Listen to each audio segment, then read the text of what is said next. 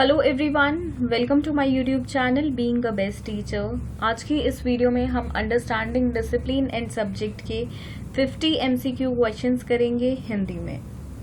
पहला प्रश्न है, अनुशासन क्या है। देखिए यहाँ पे अनुशासन की, डिसिप्लिन की परिभाषा पूछी हुई है। तो हो सकता है क्वेश्चन में आपको परिभाषा दे दी जाए और आपसे पूछा जाए कि ये परिभाषा किसकी है, तो वहां पे आपको विकल्प में अनुशासन भी मिल सकता है।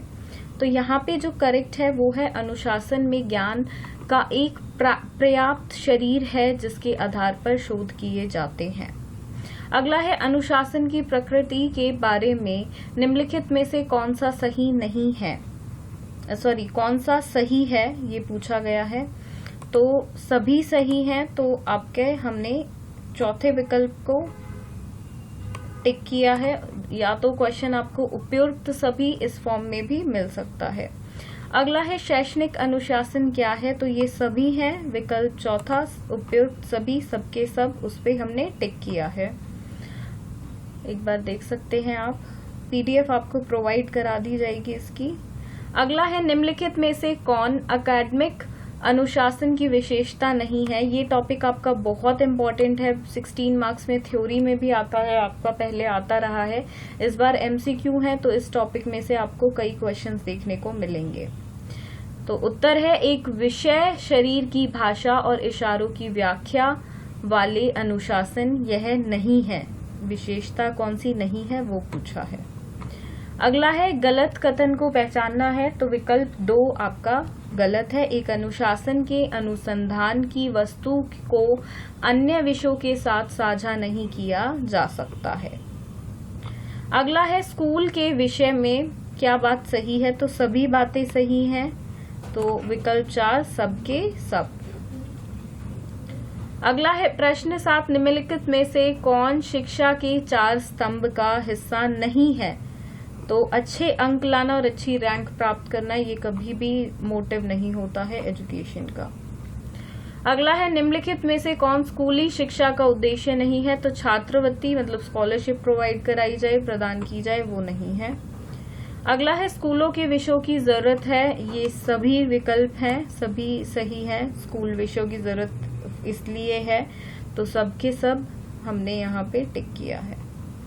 अगला है, प्रश्न 10, बहुविषयक दृष्टिकोण क्या है, तो यह है उसकी परिभाषा एंड ये है आपका आंसर।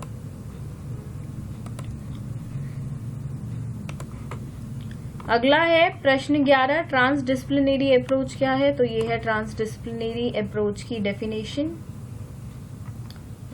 देन अंत विषय अधिगम क्या है, तो एक समस्या का समाधान है। अंत विषय समझ को बढ़ावा देता है, उच्च क्रम सोच कौशल हाई ऑर्डर थिंकिंग स्किल करता है। प्रश्न 14, विभिन्न विषयों के से एकत्रित सामग्री मामला डैश में अपने अलग पहचान बनाए रख सकता है। इंटरडिसिप्लिनरी लर्निंग, शैक्षिक अनुशासन, मल्टीडिसिप्लिनरी लर्निंग, ये आंसर है। अगला है, अंत विषय सीखने और बहुविषयक शिक्षा में वृद्धि मूल सोच है। प्रश्न 16, अंत विषय सीखने को बढ़ावा देने के लिए रणनीतियों में से एक है छोटे से शुरू करें, that we should start from small. प्रश्न 17, एक योजना में वे महत्वपूर्ण घटक हैं, सामग्री, उद्देश्य, शैक्षणिक रणनीति, मूल्यांकन प्रक्रिया, ये है। अगला है, निम्नलिखित में से कौन प्राकृतिक विज्ञान की एक शाखा है, तो सबके सब हैं। अगला है, अनुशासनात्मक दृष्टिकोण क्या है, तो परिभाषा है ये डायरेक्ट, आप देख सकते हैं यहाँ पे।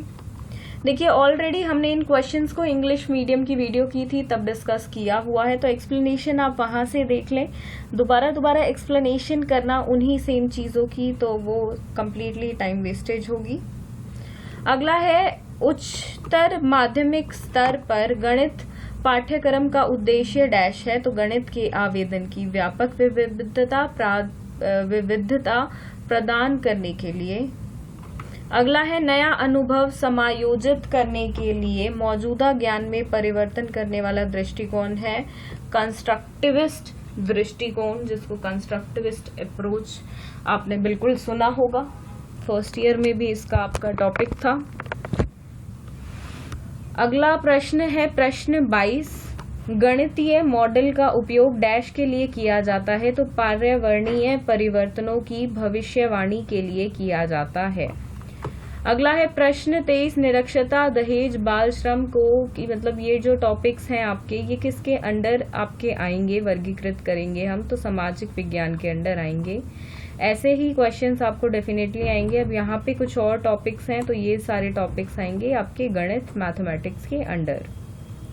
अगला है प्राथमिक स्तर पर यूईई और देखिए एनसीएफ के द्वारा कि कितनी आपकी भाषाएं होनी चाहिए, तो 3 भाषाएं होनी चाहिए एलिमेंट्री क्लासेस में।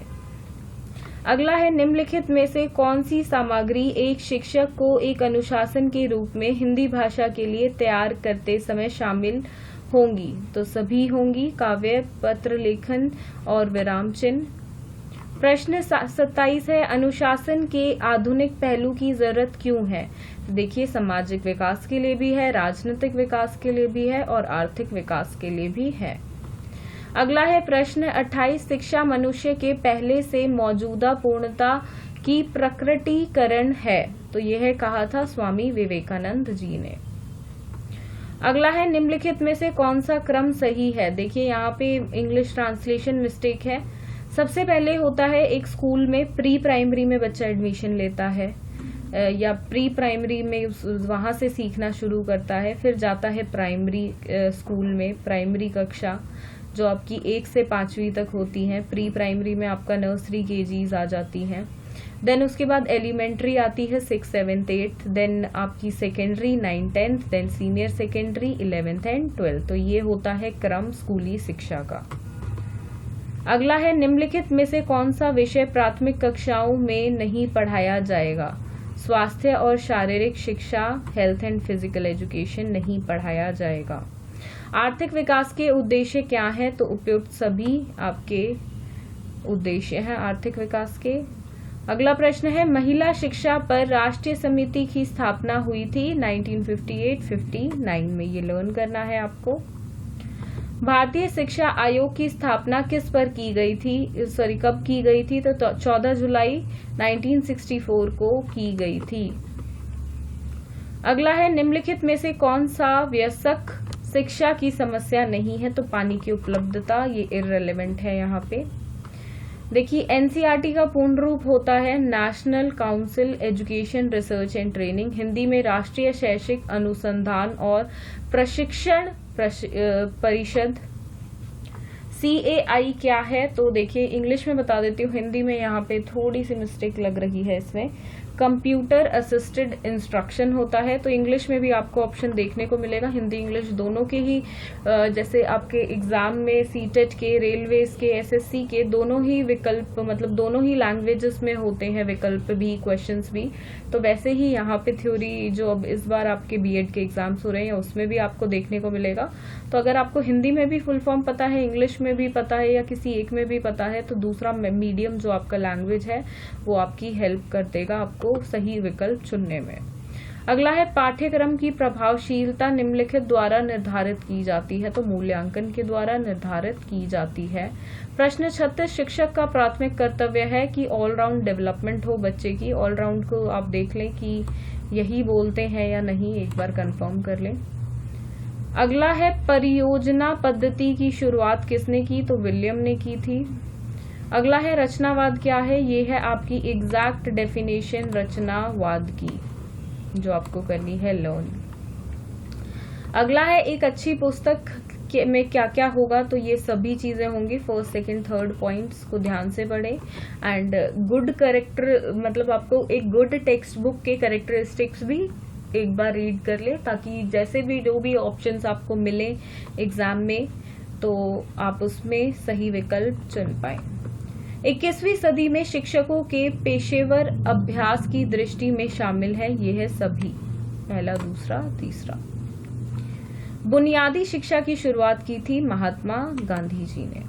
अगला है मूल्यांकन के अपने 4 अलग अलग पहलू हैं। ऑलरेडी देखिए यहाँ पे क्वेश्चन में ही 4 मेंशन कर दिया है, तो हमारे लिए पहचानना इजी हो जाएगा क्योंकि 4 ही विकल्प हैं, तो सभी हैं। तो दूसरा विकल्प है यहाँ पे जिसमें ये सभी हैं, 1, 2, 3, 4, तो ये है उत्तर है।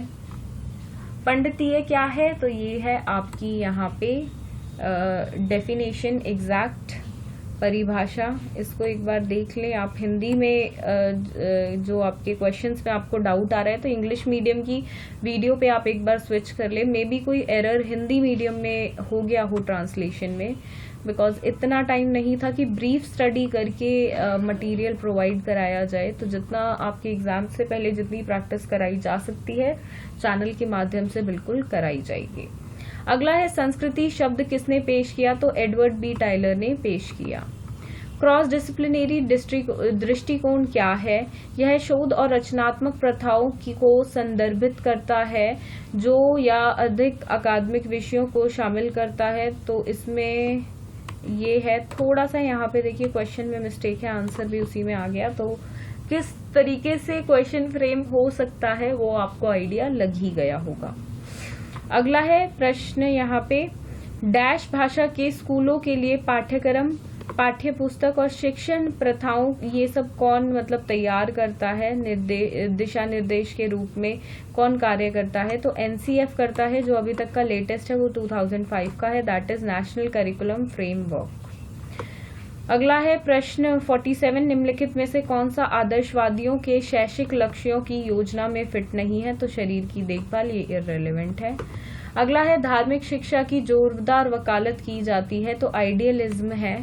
आप देख लें इसको हिंदी में करेक्ट लिखा है यहाँ पे या नहीं, इंग्लिश में आइडियलिज्म बोलते हैं। अगला लास्ट सेकंड क्वेश्चन, निम्नलिखित में से कौन सा शिक्षा के यथार्थवाद की आलोचना नहीं करता है, तो नागरिकता में व्यवहारिक प्रशिक्षण के लिए अनुकूल तरीके से स्कूलों का आयोजन करना यह नहीं करता है। यह आपका उत्तर हो जाएगा इसलिए।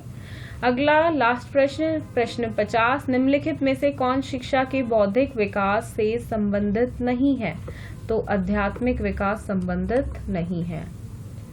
और ये थे आपके 50 MCQ questions understanding discipline and subjects के। एक आध ऊपर ही हो गया होगा क्योंकि 36 और 37 रिपीट हो गया था बीच में, तो एक आध क्वेश्चन, 2 क्वेश्चन आई थिंक आपके ऊपर ही कर लिए हमने। एंड होप सो आप सभी की प्रैक्टिस अच्छी चल रही होगी। जल्द ही आपको PDF प्रोवाइड करा दिया जाएगा जिसका लिंक डिस्क्रिप्शन बॉक्स में डाल दिया है, तो आप वहां से डाउनलोड कर सकते हैं अपना PDF। अगर आपको इन सभी का जो भी इससे पहले वीडियोस अपलोड करी है उनका भी PDF चाहिए तो यही था इस वीडियो के माध्यम से आप सभी के लिए। वीडियो आपको पसंद आई हो तो लाइक कर दे, अपने मित्रों के साथ शेयर कर दे ताकि उनकी भी हेल्प हो जाए, और चैनल को सब्सक्राइब कर दें। और बस यही करना है आपको, बेल आइकन को भी साथ में प्रेस कर दे ताकि जो भी वीडियो चैनल पे डले उसका अपडेट आपको टाइम से मिल जाए। Thank you.